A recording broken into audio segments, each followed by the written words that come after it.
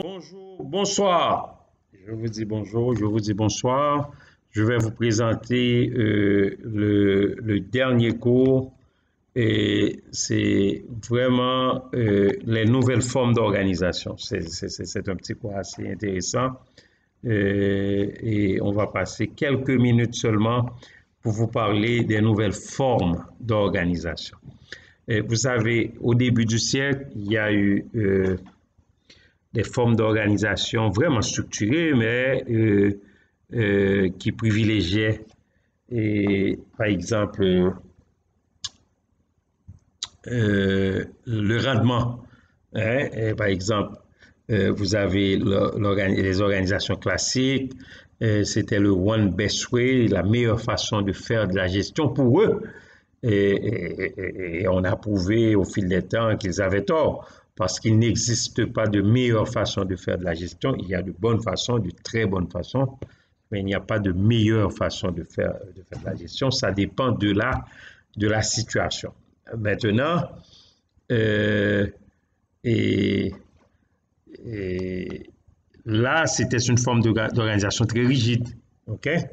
Les nouvelles formes d'organisation, ce sont des organisations qui se définissent par une détaylorisation du travail. Ça veut dire ce qu'on essaye, on essaye de mettre de côté ce que Taylor faisait en termes de rigidité. Ce sont des formes d'organisation qui favorisent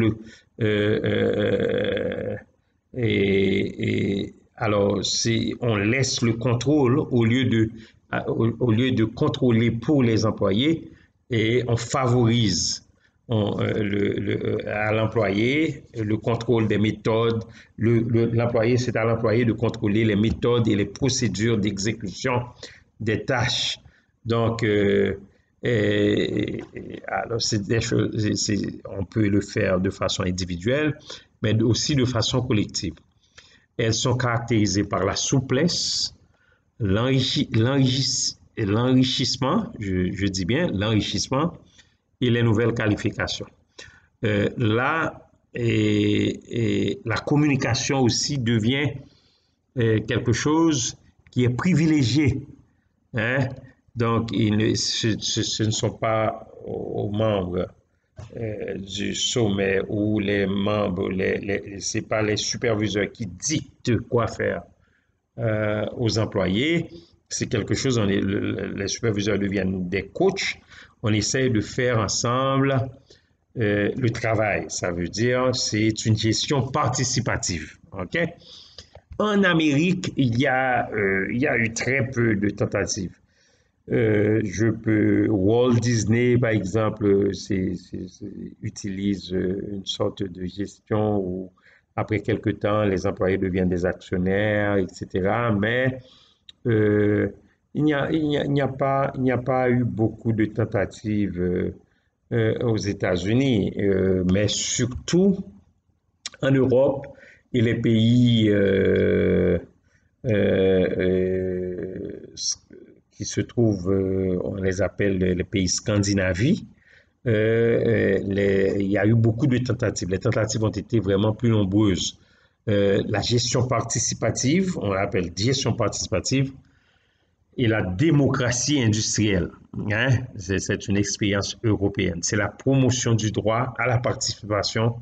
Il y a eu des pays comme l'Allemagne, la Yougoslavie, etc., qui ont fait cette expérience. Et cette forme d'organisation permet aux travailleurs d'exercer une influence sur le fonctionnement de l'entreprise. Et on rapporte même, il y a une entreprise en France qui partage à chaque année, ils partagent les profits. On donne 50% aux investisseurs et 50% aux employés. Et vous allez voir, c'est une entreprise qui fonctionne de façon spectaculaire, de façon extraordinaire. Ok, je vais vous citer quelques exemples. Par exemple, en Allemagne, l'exemple allemand, il y a deux types de lois en matière de cogestion et de codécision en Allemagne. Ok, et ce sont il y a la loi cogestion de 1951, c'est-à-dire, vous et moi, la moitié du 20e siècle. dans l'industrie du charbon et de l'acier qui garantit l'accès à 5 employés à un conseil de service paritaire. Okay? L'employé a son mot à dire. Et depuis 1976, cette loi s'applique à toute entreprise de 2000 employés et plus. L'employé a son mot à dire. Ça transforme le pouvoir patronal absolu en pouvoir constitutionnel, c'est-à-dire un pouvoir qui est limité par des droits collectifs et de la cogestion des salariés. OK? Il y a le modèle suédois en 1973, il y a une loi qui donne à 2 représentants syndicaux le droit de siéger au conseil d'administration. Je parle du conseil d'administration de toute société de plus de 25 employés. Il y a le modèle de la Russie. Hein? Par exemple, la participation des employés en Russie est appelée mobilisation des masses pour le travail social. Ça a été approuvé depuis 1963.